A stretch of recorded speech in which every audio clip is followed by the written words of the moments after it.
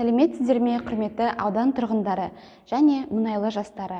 Мен Басшыбекова Жансая Серкебайқызы, Фариза Оңғарсынова атындағы Мұнайлы аудандық орталық мәдениет үйінің хореография үйірмесінің жетекшісімін.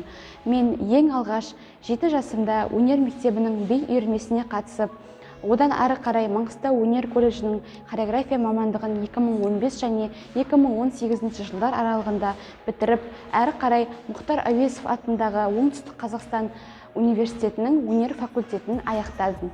Қазіргі таңда Фариза Оңғарсынова атындағы Мұнайлы аудандық мәдениет үйінің хореография үйірмесінің сабақ беремін және Шалқыма би ұжымының жетекшісімін.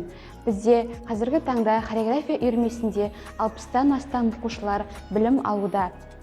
Биші қыздарымыз кіші және орта үлкен топтарға бөлініп сабақ алады.